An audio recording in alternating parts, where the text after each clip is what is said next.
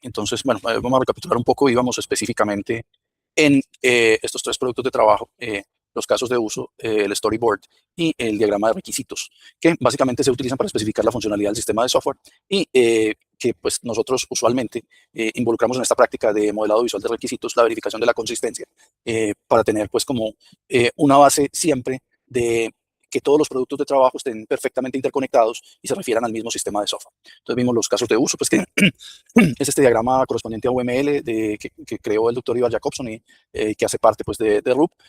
Vimos las diferentes versiones del storyboard, específicamente esta, que es la que vamos a usar en la parte práctica. Y hablamos un poco de el diagrama de requisitos de SysML, que nos va a ayudar pues, a definir no solamente a resumir los requisitos funcionales del sistema de software, sino también los requisitos no funcionales de ese sistema de software por ser sistema de software y no por otra cosa. Entonces, bueno, esos son los tres productos de trabajo iniciales para el modelado visual de los requisitos. Ahora, tenemos también una segunda práctica, que esta también pues, ha sido una práctica recurrente en los diferentes capítulos que hemos visto, que es la educción de requisitos con base en ciertas plantillas. Entonces, bueno, esto también pues, tiene que ver con el alfa requisitos, con el espacio de actividad, comprender los requisitos, que para este caso en particular se encuentra en la fase de modelado de requisitos. Seguimos especificando la funcionalidad del sistema de software, seguimos adaptando el dominio existente a la solución y seguimos verificando consistencia con nuestra competencia de análisis. Y en nuestro rol de analista de negocios, ingeniero de requisitos o ingeniero de software con función de ingeniero de requisitos, pues vamos a trabajar en dos productos de trabajo en particular.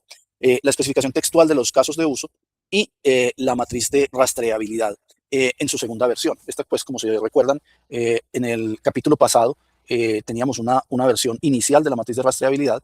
Ahora vamos a continuar con esa misma matriz, pero le vamos a agregar más información con base en lo que vamos descubriendo para este sistema de software en particular. Entonces son los dos productos de trabajo que vamos a tener para esta práctica en particular. Bueno, ¿de qué se trata la especificación textual de los casos de uso? Pues normalmente cuando se construye un caso de uso, bueno, y esto no es digamos, información de los casos de uso de Jacobson, o bueno, no estoy muy seguro si en UML se presenta, creo que no, no se presenta pues una plantilla de este estilo.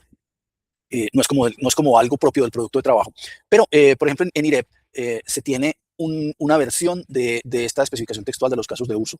Y en Babuk se habla de una técnica que se llama escenarios, que es una manera de agregarle mayor información a los casos de uso, tener como el diseño de estos escenarios. Entonces, tanto en IREP como en IBA hay como versiones de lo que podría ser esta especificación textual. Esta la desarrollamos nosotros a partir de diferentes elementos que había en la literatura y la fuimos complementando con base en lo que requeríamos. Pero pues la idea central de tener una especificación textual de los casos de uso viene incluso desde las ideas de Bertrand Meyer. Como les comenté, Bertrand Meyer es uno de los grandes amigos que ha tenido Ivar Jacobson a lo largo de su historia. Pero curiosamente, pues a él se le endilga esa expresión simpática de don't use use cases, que es no usen los casos de uso, no porque sean un mal producto de trabajo, sino porque les falta un poco de formalismo. Entonces, en el caso de Meyer, Meyer tiene algo complementario para los casos de uso, él lo llamó el diseño por contratos. La idea es que para darle formalismo, un formalismo mucho mayor a los casos de uso, a Meyer se le ocurrió la idea de que debería haber una especie de contrato. Y en ese contrato se deberían especificar las precondiciones, las postcondiciones y las invariantes asociadas con un determinado caso de uso. Entonces, en ese diseño por contrato de Meyer, si bien no hay realmente una plantilla de especificación textual de los casos de uso, Meyer lo que sí propone es tener ese contrato bien específico, de forma tal que nosotros podamos manejar la información con un nivel de detalle mayor y con un nivel de formalismo adecuado a las necesidades de la organización. Entonces, bueno, básicamente, pues esa es la idea de las especificaciones textuales de los casos de uso, poder tener un nivel mayor de formalismo. Y nosotros en esta especificación textual de casos de uso que usamos, lo que hicimos fue involucrar esas ideas de Meyer, del diseño por contratos, y tratar de tener pues como una visión mucho mejor de lo que se podía hacer con los casos de uso. Esta es nuevamente pues la ejemplificación que nosotros hacemos desde el punto de vista de Zenforo, que saben, pues es esta aplicación tipo Facebook que nosotros levantamos los requisitos a partir del código fuente. Esta es la plantilla como la utilizamos. Pues normalmente tenemos un caso, el nombre del caso de uso, con un identificador de a qué caso de uso se refiere. Como hemos visto pues en la parte práctica, es importante manejar estos códigos especiales, sobre todo para ayudarnos visualmente a mantener la consistencia entre los diferentes productos de trabajo. Entonces, pues normalmente será la forma de hacerlo. Colocar una versión, normalmente pues el manejo de versiones pues tiene que ver mucho con la forma en que se realizan los cambios. Normalmente pues en gestión de la configuración pues se habla mucho de cómo debería ser el versionado, de si hay cambios mayores o cambios intermedios o cambios menores. Tiene mucho que ver pues también con la forma como se vayan a gestionar los cambios al interior de la organización. Entonces pues bueno, allí es como tener versiones. Entonces igual un versionado, pues aquí se habla de la versión 1.3.09, es como que hay una rama principal de los cambios y se le han hecho algunas correcciones medias y muchas correcciones pequeñas. Es como más o menos la idea. Pero esto es para manejar pues, cualquier tipo de codificación del versionado que se quiera manejar. La fecha de generación, el autor o autores de esta especificación, la fuente en este caso pues es el manual de procedimientos de Zenforo. Luego está el propósito. Entonces el propósito es una prosa que yo coloco allí básicamente para saber al final del caso de uso que podría esperar, pero todavía no es nada tan formal como el contrato. Entonces, digamos que es algo que yo voy a manejar para entender qué es lo que se va a hacer con el caso de uso. Luego viene, esta es muy de nosotros, esta fila es muy de lo que nosotros hacemos, tratar de conservar la rastreabilidad de los objetivos y esos objetivos, pues aquí vinculamos. Recuerden que los casos de uso normalmente provienen de las actividades del diagrama de actividades o de las relaciones dinámicas del esquema preconceptual, en fin. Entonces, en la tabla de rastreabilidad, nosotros tenemos cuáles son los objetivos que tenemos asociados, cuáles son los requisitos, e incluso tenemos un enlace a los diferentes problemas que podríamos estar trabajando al interior de la organización. Simplemente que aquí retomamos los problemas para saber si este caso de uso los va a cubrir en su totalidad o si va a haber un manejo parcial de esos problemas. Ya luego lo que se pone es un resumen, y ya este sí es un resumen del caso de uso como de la funcionalidad completa. Luego viene el actor o actores que tengan que ver con ese caso de uso. Y aquí es donde viene el trabajo de Meyer. La primera parte es la precondición. Es decir, para darle formalismo a un caso de uso, nosotros deberíamos tener una serie de precondiciones que se deberían cumplir para poder iniciar el caso de uso. En este caso, pues que el administrador esté logueado en el sistema. Luego viene la secuencia de interacciones, que es lo que se llama la secuencia normal de interacciones, que está en estas dos columnas adicionales. Aquí va a haber una numeración de esa secuencia. Y va a estar el actor que ejecuta las acciones sobre un determinado sistema. Entonces, está la acción del actor y está la respuesta del sistema. Esto aquí es donde debería ser supremamente detallado. Una de las características de esta especificación de los casos de uso, esta especificación textual, es que nos puede servir como una versión inicial de los casos de prueba. Los casos de prueba del sistema de software se podrían definir claramente desde acá. Entonces, por eso, lo que debemos hacer es ingresar la información lo más detallado posible, de forma tal que nosotros podamos replicar el funcionamiento del caso de uso en un prototipo alfa, que ahorita vamos a ver de qué se trata un prototipo alfa, y que podamos tener claridad de cómo funcionan las diferentes características de ese sistema de software de forma muy detallada. Entonces, en esta especificación textual de los casos de uso, deberíamos ser supremamente descriptivos de cada paso que nosotros tengamos en la secuencia de interacciones. Entonces, por ejemplo, acá se dice específicamente cuáles son los elementos que vamos a tocar. Entonces, por ejemplo, acá vamos a saber que hay una pestaña que se llama gestionar usuarios. Y entonces, que cuando yo le doy clic a esa pestaña, entonces el sistema se va a desplazar para allá y va a mostrar qué es lo que tiene, cuál es el contenido de esa pestaña. Y en esa pestaña también hay un hipervínculo, que en este caso es agregar nuevo usuario, y entonces allí se muestra la sección de agregar nuevo usuario. Y luego lo que debe hacer es ingresar nombre, el nombre, el password, el nombre completo y el email, para luego escoger los permisos y dar clic en Save. Y entonces la respuesta del sistema será salvar el nuevo usuario y mostrar la pestaña de gestionar usuarios con el nuevo usuario. Y entonces, fíjense que ahí está la descripción absolutamente detallada de lo que va a pasar con la interfaz. Eso es lo que de alguna forma vamos a tener de alguna forma vamos a usar en el futuro, por ejemplo, para crear manualmente los casos de prueba o incluso para generar automáticamente casos de prueba que me permitan tomar esta información y verificar la funcionalidad específica de nuestro sistema de software de manera detallada. Entonces, esa secuencia de interacciones debe ser muy, muy detallada y sobre todo muy armónica con otros de los productos de trabajo que vamos a tener enseguida, que son las interfaces gráficas de usuario. Bueno, que de hecho están aquí también en la especificación, pero que nosotros vamos a realizar pues también en la parte práctica. Bueno, luego en la especificación textual del caso de uso vamos a necesitar algunas secuencias alternativas. Entonces, esas secuencias alternativas lo que hacen son variaciones de la secuencia normal de interacciones en las cuales se manejan, por ejemplo, las diferentes excepciones que haya al interior de nuestro caso de uso. Entonces, pues, por ejemplo, en este caso, hay un botón reset que se utiliza en la interfaz y que, como respuesta del sistema, borra los campos para ingresar un nuevo usuario. Luego viene la duración, y entonces en este caso la duración, pues tendríamos que tener tres tipos de duraciones, la duración óptima, la duración promedio y la duración máxima. Esto son cosas que se pueden discutir con nuestro interesado. La frecuencia es importante, por ejemplo, para tener claridad del diseño de la base de datos. Ese es un dato que es importante y que usualmente ustedes le deberían preguntar al interesado porque les va a ayudar mucho en la conformación de la estructura de la base de datos de forma tal que tengamos pues como el manejo completo y podamos colocar las tablas en la estructura que se necesita. Luego viene el tipo del caso de uso, en este caso es primario, enseguida les digo a qué se refiere eso.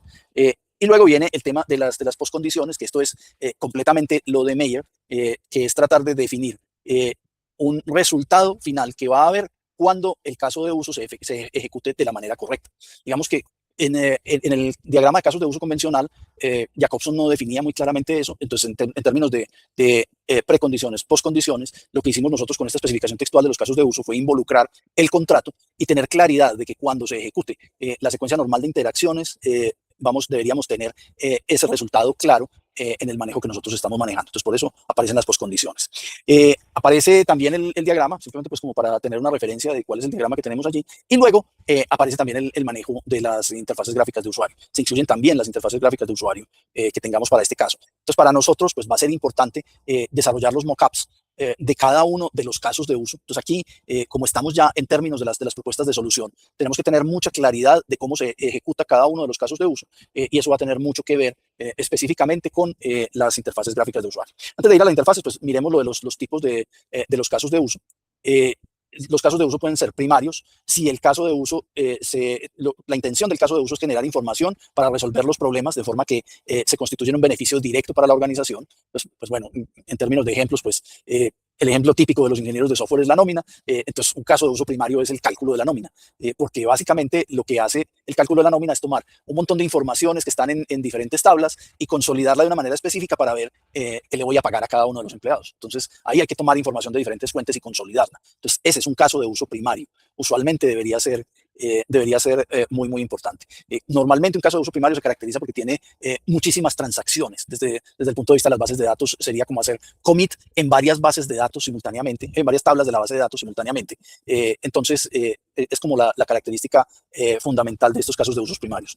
Y hay casos de uso secundarios si el caso de uso se necesita para ingresar información que necesitan los casos de uso primarios. De esta forma, es un costo para la organización. Entonces, volviendo al ejemplo de la nómina, que es lo típico pues, que hacemos los ingenieros de software, todo ingeniero de software en alguna etapa de su vida ha generado alguna nómina. Entonces, por ejemplo, la información para ingresar un empleado o la información para ingresar un producto o una factura, que normalmente son formularios sencillos que tienen una o máximo dos transacciones que hacen commit en una o dos tablas, pues normalmente son casos de uso secundarios. Eso solamente pues para hacer la distinción.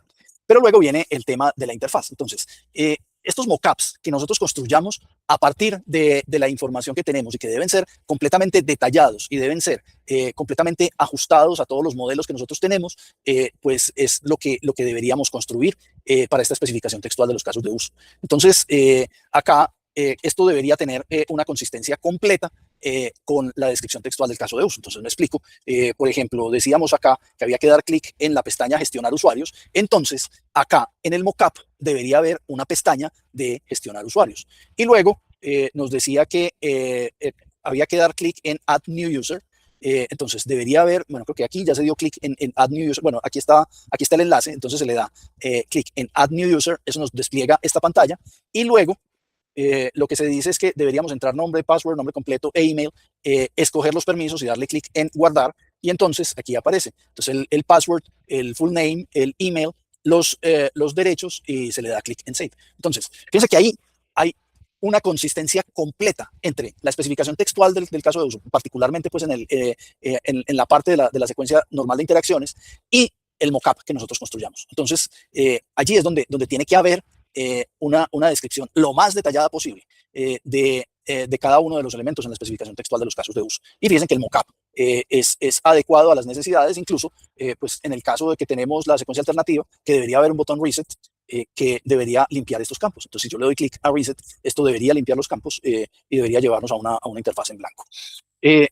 Entonces, esa es la idea fundamental que nosotros tenemos con la especificación textual de los casos de uso. Sabiendo que el diagrama de casos de uso es uno de esos productos de trabajo que son supremamente informales, con la orientación del diseño por contratos de Meyer, lo que nosotros hacemos es proveer una especificación muchísimo más detallada de todo aquello que tiene que ver con el caso de uso en particular, y por eso entonces manejamos esta información hasta acá. Eso en cuanto a la especificación textual de los casos de uso. Ahora, nosotros también tenemos una segunda versión de la matriz de rastreabilidad. Nuestra primera matriz de rastreabilidad, recuérdense cuando la construimos en la práctica, los procesos, los objetivos, los problemas y las reglas de negocio, ya ejemplificamos de qué forma manejamos toda esta información. Y luego, lo que vamos a agregar son estas dos columnas adicionales, donde vamos a tener los casos de uso que estén asociados y la interfaz gráfica de usuario.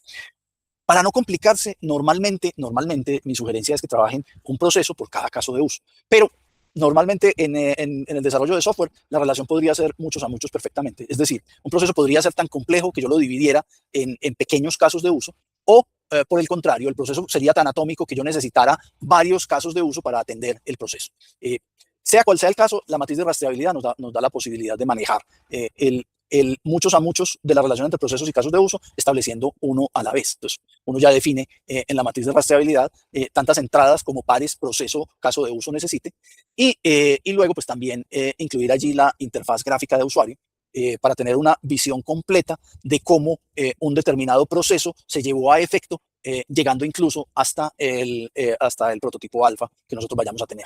Que ese prototipo alfa tiene mucho que ver con los mockups de las interfaces gráficas de usuario que vayamos a construir. Entonces, aquí vamos a hacer todo eso, vamos a llegar hasta los mockups y vamos a definir de alguna manera cómo funciona ese primer prototipo alfa del que podemos manejar. Entonces, aquí seguimos con las mismas características de la matriz de rastreabilidad, por eso los pongo nuevamente a leer el capítulo de rastreabilidad en gestión de requisitos, y la manera pues como seguimos enlazando la información de manera que tengamos toda la información que requerimos para rastrear un requisito, específicamente un requisito funcional, desde su formulación hasta su materialización en un prototipo. Entonces, esta es la idea fundamental que tenemos de la matriz de rastreabilidad como un segundo elemento de la deducción de requisitos a partir de diferentes plantillas. Bueno, en este caso también tenemos que hablar un poco de esta práctica que también ha estado presente, nos viene acompañando desde el capítulo anterior, que es el compromiso probado de los interesados. Aquí específicamente estamos en una fase que es el análisis de los valores agregados, que el nombre de esta fase pues viene un poco del manejo que se da en IREP. Recuerden, los mandé a leer ese anexo C del documento de Requirements Management, básicamente porque de alguna forma nosotros tenemos que encontrar el valor agregado que le da el sistema de software a la oportunidad que tienen los interesados. Entonces, por eso estamos hablando aquí de la oportunidad, de la forma como se va a materializar la oportunidad, porque tenemos que asegurar la satisfacción del interesado. Ese es el espacio de actividad asociado con esta práctica en particular. Y aquí es donde vamos a construir un acuerdo con los interesados para materializar la oportunidad, y ese acuerdo es lo que nosotros llamamos una autorización de requisitos. Ese es pues como el producto de trabajo que queremos manejar en este caso. Eso pues lo construimos nosotros, pero se valida con el interesado. Necesitamos la competencia de representación del interesado. Recuerden entonces, ese análisis del valor agregado es uno de los anexos de IREP, y aquí pues básicamente lo que vemos es una materialización de algo que no está completamente claro en IREP y en IBA, pero que de alguna forma tenemos algunas referencias en ambas organizaciones de certificación. Por ejemplo, desde el punto de vista de IBA, en el área de conocimiento de gestión del ciclo de vida de los requisitos, hay una actividad que se llama aprobar los requisitos. Entonces se menciona que debería haber algún tipo de contrato que se debiera manejar, pero no hay un formato específico que se refiera a ese contrato. Y lo mismo en IREP, también en los procesos de gestión de la ingeniería de requisitos, hay un... hay una referencia a la manera como se realizan los acuerdos en ingeniería de requisitos.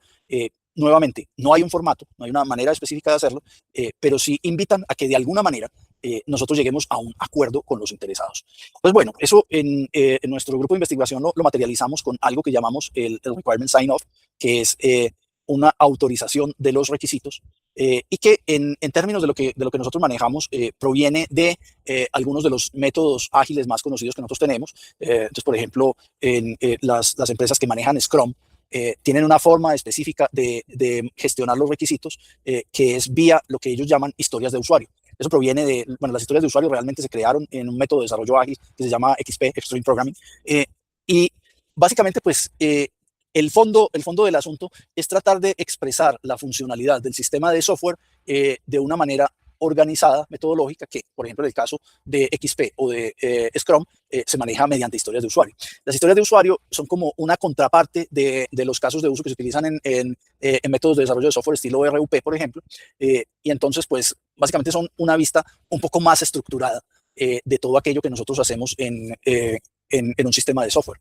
Entonces, toda esa funcionalidad es la que vamos a traducir en historias de usuario específicas. Y entonces, en este formato de autorización de requisitos, pues vamos a tener una historia de usuario por cada línea. Entonces, ahí vamos a hacer una entrada de cada uno de las historias de usuario en cada línea de esta tabla de autorización de requisitos. Y luego, pues, está como la información genérica, el nombre del proyecto, la fecha, quién lo preparó y quién lo autorizó. Entonces, por este lado debería estar el analista de negocios preparando la información y por este lado debería estar el interesado que está autorizando la información.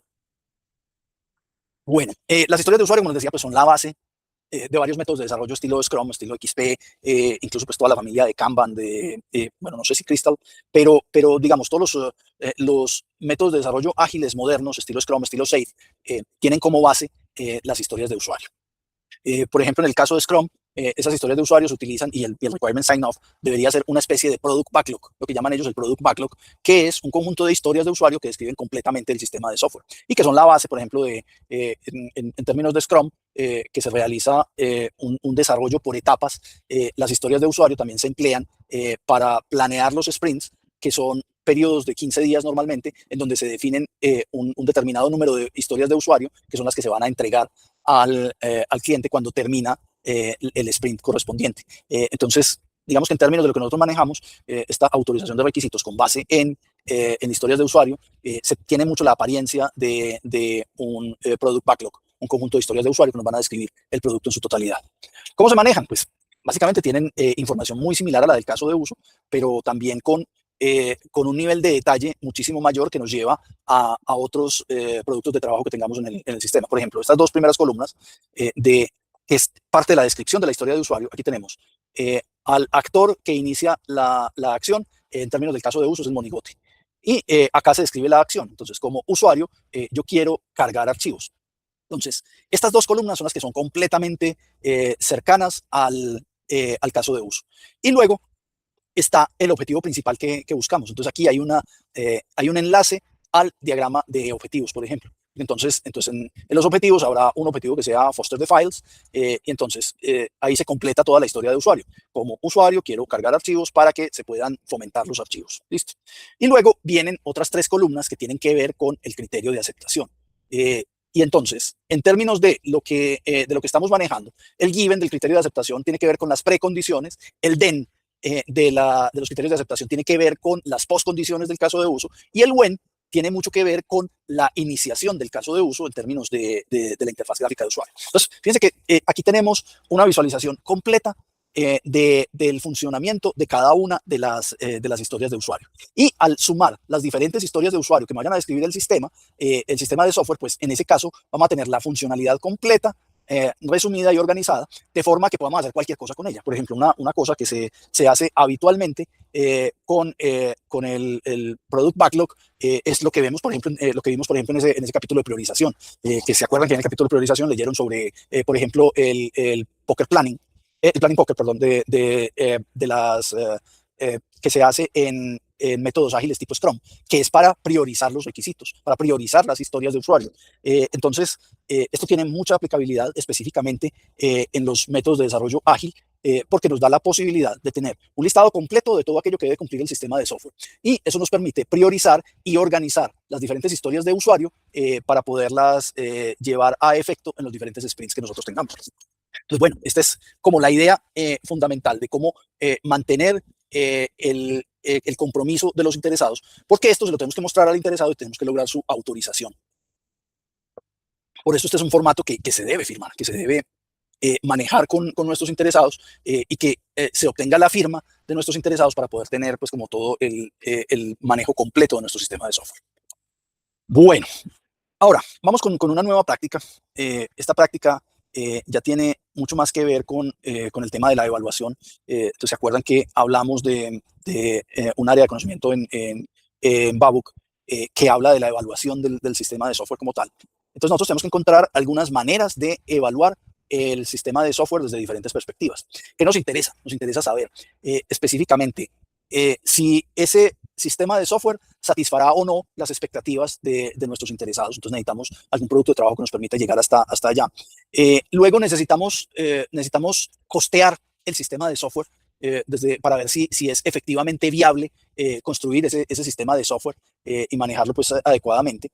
Y luego nos interesa evaluar la capacidad del sistema de software para ser exitoso en la solución de los problemas de nuestro interesado. Entonces aquí, esta práctica específicamente apunta a la oportunidad, a dos espacios de actividad que son asegurar comprender las necesidades del interesado y asegurar la satisfacción del interesado.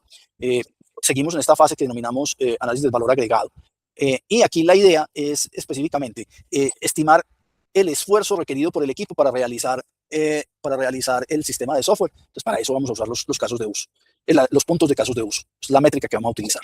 Luego vamos a estimar el valor de la solución y para eso vamos a utilizar unos diagramas de calor basados en el espina de pescado.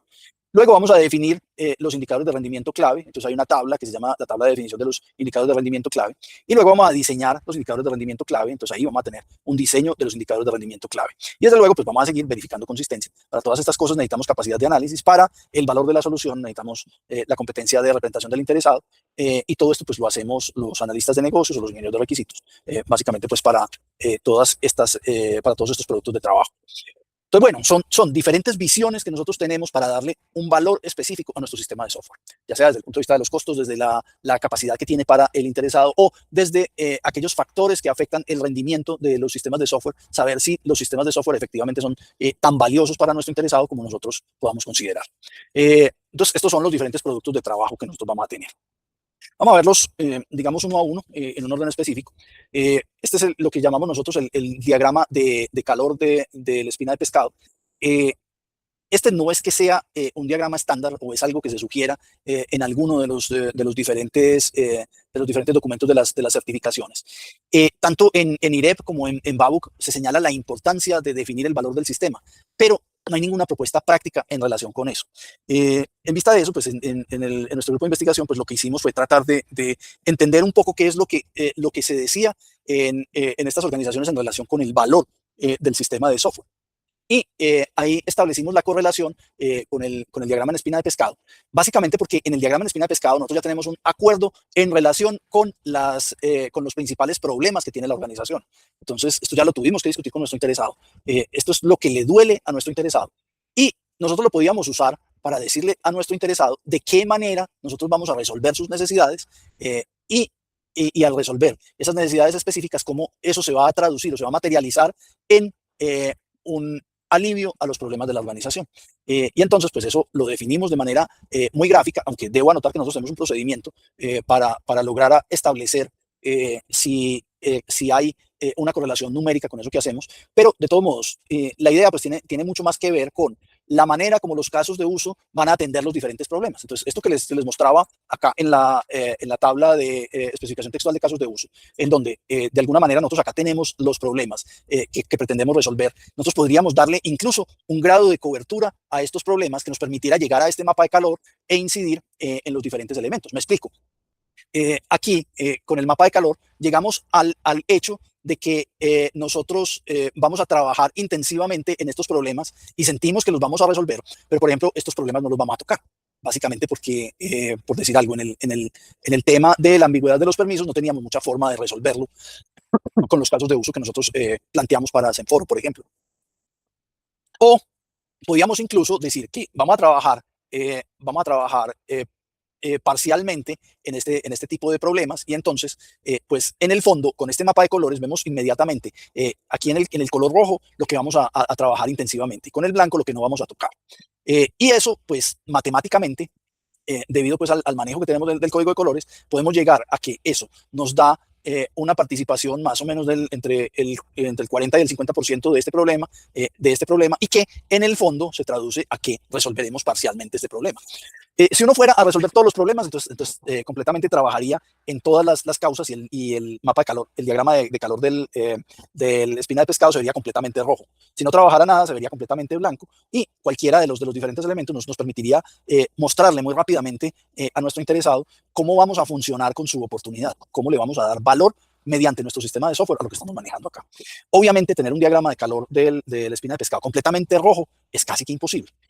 ¿Por qué? Porque eso implicaría una gran cantidad de casos de uso y la gran cantidad de casos de uso lo que hace es incrementar el costo de la aplicación y entonces en ese sentido nuestro sponsor dirá yo no tengo todo el dinero para hacer eso. Pero estas herramientas nos permiten priorizar y definir claramente en qué cosas vamos a trabajar, en qué cosas no, de forma tal que nuestro interesado tenga la posibilidad de muy rápidamente tomar una decisión en relación con lo que nosotros vayamos a construir. Entonces allí es donde viene una manera de valoración que cumple mucho con el espíritu de lo que se maneja en IREP y en IIBA para poder decirle al interesado cómo vamos a tratar la oportunidad de forma tal que se satisfagan sus necesidades. Y como estamos en propuestas de solución, digamos que uno podría tener un pool de soluciones diferentes y hacer el análisis independiente para cada solución, de forma tal que se pueda tomar la decisión con el interesado, pero que sea una decisión informada, que nosotros tengamos la posibilidad de darle elementos de toma de decisiones a nuestro interesado. Entonces, este diagrama es básicamente eso. Es una idea de cómo el sistema de software que nosotros vamos a construir va a afectar los problemas que tiene nuestro interesado y de qué forma los vamos a materializar. Entonces, por ese lado sería la idea que nosotros manejamos. Como les digo, no es un diagrama estándar, no es que ustedes lo vayan a ver allá en la literatura, pero pues vamos a tratar de darle una apariencia que nos permita cumplir el sentido de las certificaciones, definiendo un valor para el interesado en términos de los problemas que ya acordó que tenía. Entonces sería la forma de manejarlo. Ahora, lo otro es que necesitamos costear el sistema de software. Y en ese tema de tratar de costear el sistema de software, pues ha habido muchísimas propuestas en la literatura. De hecho, pues ni en BAUC ni en IREP, en ninguno de los elementos de la documentación se habla de ese costeo. Pero es importante que ustedes tengan un acercamiento a esto que se maneja. Bueno, lo más cercano obviamente es el anexo C del análisis del valor agregado, porque pues de alguna manera ese valor agregado tiene que, en ese valor agregado se comprende que cada vez que nosotros trabajamos en nuestro proyecto para construir el sistema de software estamos agregando costos, pero esos costos se tienen que ver representados de alguna forma en un valor agregado para nuestro cliente. Entonces, algo que tenemos que tener muy claro es que de alguna manera nosotros tenemos que saber efectivamente cuál es el costo que nosotros estamos invirtiendo en nuestro sistema de software. Eso nos dará una idea preliminar de cuál podría ser el precio de venta, aunque, bueno, aquí hago un paréntesis, y es un paréntesis gigante, que ahora les digo dónde lo cerramos, tiene que ver con el hecho de que los sistemas de software no son como los productos convencionales que nosotros tenemos en el mundo. Normalmente, si ustedes tienen una empresa de muñecas, por ejemplo, pues lo que hacen es producir muñecas y para hallar el precio de venta de la muñeca, pues usualmente uno lo que hace es definir unos costos que se están generando en la muñeca, de costos de materiales, de mano de obra, en fin, hay costos que son directos, hay costos que son indirectos, y con esos costos entonces nosotros podemos estimar el costo total, agregarle unos porcentajes por administración, por utilidad, por imprevistos y tener una utilidad fija. Entonces normalmente en una empresa manufacturera convencional nosotros podemos manejar la utilidad de forma un poquito más fija y que tenga pues mucha más correlación con los costos. En el tema de los sistemas de software se parecen mucho más a las obras de arte o a las acciones de una compañía que a una fábrica de muñecas o a una fábrica de puertas o a una fábrica de algo así. Básicamente porque, y por eso abrí el paréntesis grande, estamos en una industria que puede tener utilidades infinitas. Eso no me lo entiende mucho la gente, pero cuando les pongo el ejemplo de Google, por ejemplo, de la forma de dónde salió toda la compañía de Google, y que salió de una idea de sus creadores, y que esa idea, pues, digamos, en términos de costos, podría ser, digamos, bajita, no habría forma de asignarle costos, pero pues más que las pizzas y las cervezas que se usaron en el sótano de Larry Page para crear todo ese monstruo de empresa. Pues puede que se hayan gastado unos cuantos miles de dólares en traducir la idea en un producto mínimo viable, pero después cuando llegó el momento de generar lo que es hoy Google, pues puede que los costos hubieran sido de un valor, pero luego las utilidades que ha generado esa compañía han sido prácticamente infinitas en relación con los costos. Entonces, estamos en un negocio que no es el mismo negocio que una empresa manufacturera, porque acá tenemos una forma de manejar los precios de venta que dependen mucho de lo que esté dispuesto a pagar el interesado por un determinado desarrollo. Me explico. Puede que nosotros, para desarrollar un sistema de software, debamos invertir unos costos de 20 millones de pesos. Pero es posible que el producto que nosotros generemos con esos 20 millones de pesos valga fácilmente 500 o 600 millones de pesos. Entonces, ojo, este es una industria muy, muy rentable. Bueno, al menos hasta hace unos años lo era. No tengo muchos números ahora, sobre todo aquí en Colombia, de cuál ha sido el efecto. Lo que sí sé es que pues, ha habido una caída fundamental en eso. Pero bueno, eso ya son otras cosas.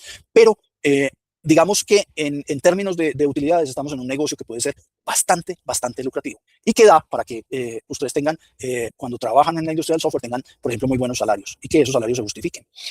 Pero bueno, cierro aquí el paréntesis porque todo eso se los digo porque, de todos modos, nosotros necesitamos estimar cuáles son los costos asociados con el desarrollo de un determinado sistema de software. Es uno de los parámetros que vamos a utilizar para tomar las decisiones respectivas en relación con un sistema de software en particular. Aquí estamos en propuestas de solución, entonces uno podría nuevamente tener un pool de soluciones, como tener varias soluciones diferentes con diferentes costos asociados para el desarrollo, y con base en la cobertura que tengamos de los problemas tomar una decisión. Es decir, si yo tengo dos propuestas de solución que están muy cercanas en costos, pero tienen una de ellas tiene una influencia mucho mayor en la satisfacción de las necesidades del interesado en términos de sus problemas, pues es mucho más probable tomar la decisión de cuál de las propuestas deberíamos seleccionar. Entonces, por eso, a pesar de que estamos en una industria que puede proveer utilidades infinitas, y en ese sentido el costo puede que no sea tan relevante, pues es necesario que conozcamos la manera de costear los sistemas de software, las diferentes propuestas de sistemas de software, para tener un manejo adecuado de lo que nosotros vamos a hacer. Entonces, si bien pues desde los inicios de la ingeniería de software por allá en los años 60, bueno, en los años 1960 para ser más claros, porque ya pues sí, al ritmo que vamos, a la velocidad que vamos en esto, pues vamos a llegar pronto al 2060, pero todavía se suele decir que los años 60 son los de la década de 1960 al 70. Pero bueno, ahí la idea básica es que ha habido una serie de propuestas que se han hecho para costear los sistemas de software desde ese tiempo. Particularmente hay una propuesta que fue muy interesante, y que incluso pues, yo tuve conocimiento hasta hace unos años que todavía se utilizaba en las compañías de software aquí en Colombia, que eran los puntos de función, que es una métrica específica definida por Alan Albrecht por allá en los años 70. Eh, esa métrica pues marcó mucho la evolución de los sistemas de software, pero tenía una serie de problemas. Uno de los problemas fundamentales es que como se creó en los 70 todavía no existía la orientación objetual. Entonces, no, que es pues como lo predominante en los sistemas de software en la actualidad. Entonces, por el hecho de no existir la orientación objetual, pues la forma de cálculo que tenían los puntos de función era un poco extraña en relación con la orientación objetual, porque claramente pues en esa época el software era muy funcional, los lenguajes de programación eran supremamente funcionales, y había pues como ese manejo en las métricas que apuntaban a los costos. Entonces, pues aquí básicamente lo que hizo Alan Albrecht fue tratar de incorporar ciertos elementos de los lenguajes de programación funcionales que se utilizaban en los 70, para tratar de definir cuál era el tamaño de una aplicación en términos de una unidad que él llamaba puntos de función. Y luego, con base en esos puntos de función, estimar empíricamente cuánto se demoraba en hacer un punto de función, cuál era el esfuerzo que tenía cuál era la cantidad de persona hora que debía imprimirle a esos puntos de función para poder estimar el costo de la aplicación. Esta idea, pues, si bien es muy de los 70, por allá en los años 90, cuando ya sí había orientación objetual, para los sistemas de software, la retomó un ingeniero europeo de nombre Gustav Karner para crear una métrica basada en la orientación objetual para estimar primero el tamaño y luego el esfuerzo en la realización de un determinado sistema de software. Esta métrica es la que llamó Karner puntos de casos de uso. Entonces, a diferencia de lo que hacía Alan Albrecht en todo este tema, de usar elementos de los lenguajes de programación de ese tiempo que eran funcionales, lo que hizo Karner fue tomar como punto de partida uno de los diagramas icónicos de la orientación objetual, que es el diagrama de casos de uso. A mí, la verdad, el trabajo de Karner me parece sorprendente, pero me parece malo que haya utilizado los puntos de los casos de uso, porque me parece que son yo soy muy de la opinión de Meyer, que no me oiga Jacobson decir esto, pero bueno, él sabe que yo digo estas cosas. De todos modos, los diagramas de casos de uso son de los diagramas más informales que uno puede tener. Y Karner, pues, involucró ciertas cosas dentro de su métrica que a mí no me llaman poderosamente la atención. Entonces, pues nada, de todos modos, los puntos de casos de uso, pues, se usaron muchísimo en el desarrollo de sistemas de software. En ausencia de algo más, es una métrica interesante para tratar de estimar todo aquello que nosotros tengamos como costo humano en la realización de un sistema de software.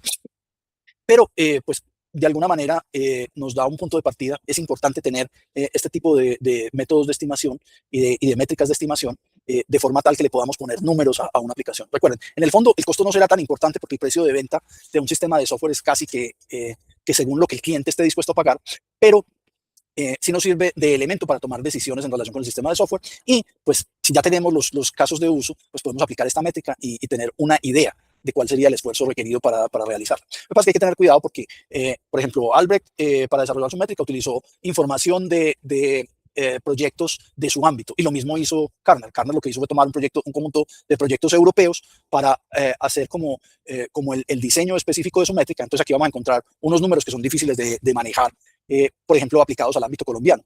Entonces, digamos que ahí podría haber diferencias. Pero bueno, es importante que conozcan la estructura, es importante que sepan cómo hacerlo. De hecho, pues en la parte práctica, pues simplemente generaremos una calculadora para esto de forma tal que si cambiamos alguno de los parámetros, pues podamos llegar a una solución específica. Entonces, bueno, ¿cómo son los puntos de casos de uso? ¿Qué utilizó Karner para su manejo? Y cómo los vamos a calcular acá. Entonces, tenemos un proyecto, ese proyecto pues tendrá un nombre asociado y luego tenemos un programa, este es si lo fuéramos a manejar acá, pues sería el software del sistema de costos, es el sistema de costos de manera reducente limitada. Luego tendremos acá un programa y ese programa tiene un código, pero además del código tiene una serie de primitivas. Esas primitivas, como estamos usando los casos de uso, serán las dos primitivas fundamentales que tenemos, los actores y los casos de uso. Lo que vamos a hacer tanto con los actores como con los casos de uso es que vamos a contar cuántos actores tenemos y cuántos casos de uso tenemos, pero organizados en un nivel de complejidad. Entonces ahí tendremos tanto actores simples como promedios como complejos y tendremos casos de uso simples, promedios y complejos. Y aquí es donde vienen los números que no me gustan de Karner. Karner define unos multiplicadores para esas primitivas. Y con eso, lo que hace Karner es definir un número de puntos de casos de uso no ajustados. Y luego, un número de puntos de casos de uso no ajustados, es como lo que aparece acá. Y luego, lo que hace Karner, que esto sí me parece muy, muy interesante, es que define una serie de factores. Esos factores tienen dos tipos, hay factores de tipo técnico y de tipo ambiental o de entorno, y entonces ahí vamos a tener unos multiplicadores que son otros números que le mete Karner al asunto, y una magnitud que nosotros debemos colocar para cada caso.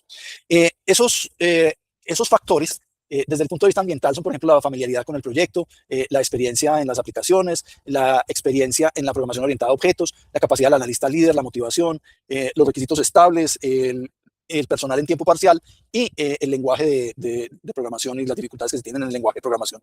Y desde la parte técnica, si se requiere un sistema distribuido, si el tiempo de respuesta es importante, si hay eficiencia, si se requiere eficiencia en el usuario final, si nosotros necesitamos un procesamiento interno complejo, si la reutilización de código debería ser un enfoque que nosotros hacemos. No es lo mismo desarrollar código para una aplicación standalone que desarrollar código para una aplicación COTS. Si nosotros estamos desarrollando una aplicación comercial, la reutilización pues va a ser fundamental.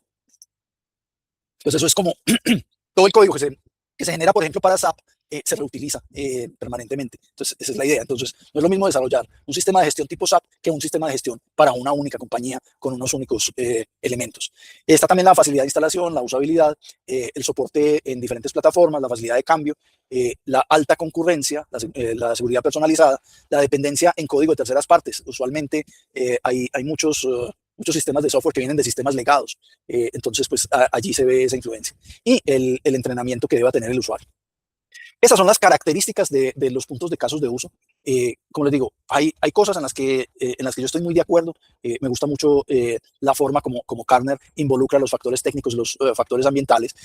Pero, por ejemplo, el tema de las primitivas no es el que me llame más la atención. De hecho, pues por allá hacia 2005 una propuesta diferente que me pareció mucho más centrada, porque utilizaba el diagrama de clases. Entonces tenía, en lugar de puntos de caso de uso, tenía puntos de clases. Pero pues fue una propuesta que no prosperó mucho en el mercado. Esta sí es mucho más famosa, mucho más utilizada. Pero pues hay que usarla con sus determinadas reservas. Ahora, ¿cómo se lleva esto a efecto en lo que se hace en el manejo de estos sistemas? Entonces, pues bueno, primero las primitivas. Entonces, los actores como primitivas se dividen en simples, promedio y complejos. Aquí es donde viene la mano que le mete Kernel al método, porque entonces él define que la base van a ser los actores, que los actores simples tienen un multiplicador de 1, los promedios un multiplicador de 2 y los complejos un multiplicador de 3. ¿En qué va la clasificación? Bueno, la clasificación es relativamente simple de manejar. Empecemos con los complejos. Los actores complejos son aquellos para los cuales yo tengo que desarrollar un conjunto de interfaces gráficas de usuario para poder que utilicen el sistema. Es decir, un actor complejo es aquel que necesita una interfaz gráfica de usuario para todas las cosas que vaya a hacer en el sistema. Entonces, allí tendremos los actores complejos. El actor simple, en el otro lado de la historia, es aquel que no necesita ninguna interfaz gráfica de usuario, porque, por ejemplo, bueno, el caso típico es el DBA del sistema, el administrador de la base de datos, que el administrador de la base de datos normalmente nunca utiliza ninguna interfaz gráfica de usuario, todo lo hace directamente en la base de datos. Y nosotros no necesitamos ponerle absolutamente nada, no necesitamos programarle absolutamente nada para que eso funcione. Entonces, este será un actor simple. Y el promedio es aquel que no es simple y tampoco complejo, sino que puede tener características de ambos. Normalmente es muy difícil tener un ejemplo típico de esto, pero por ejemplo, en este momento las personas que manejan inteligencia de negocios no son programadores, necesitan algunas de las interfaces, pero no todas, y hay algunas cosas que hacen directamente en la base de datos, entonces por eso podrían ser como actores promedio.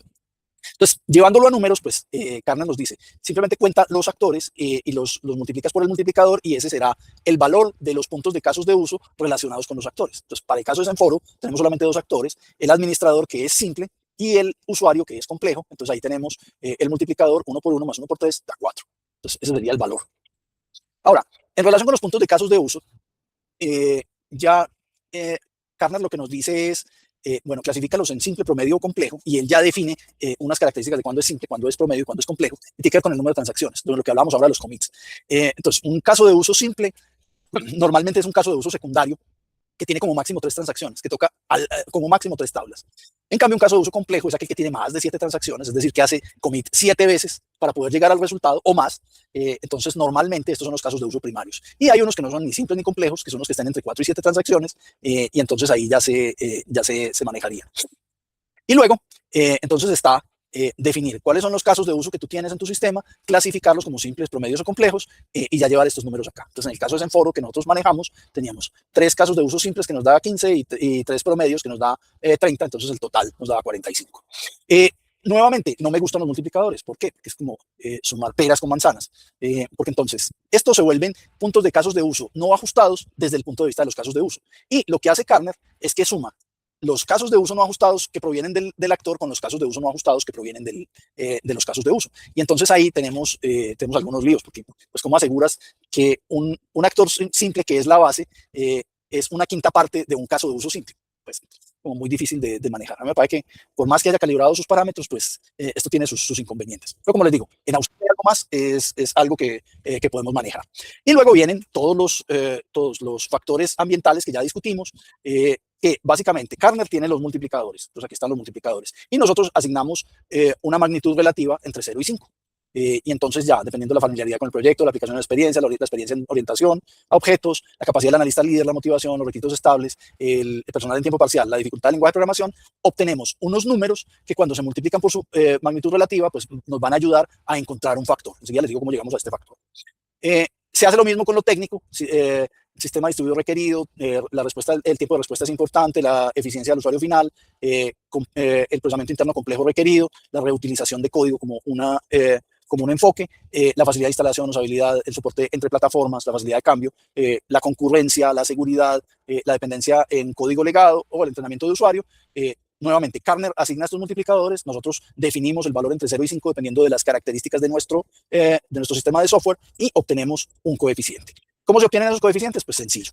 Esta es la suma que ya vimos de la suma de las primitivas por cada una de las primitivas, tomando en cuenta el valor que le asignamos, la cantidad de primitivas que haya, multiplicadas por su multiplicador. Entonces aquí vamos a tener esa sumatoria. Estos son los 4 puntos de casos de uso de actor más los 45 que se tienen de los casos de uso para el caso de Zenforo.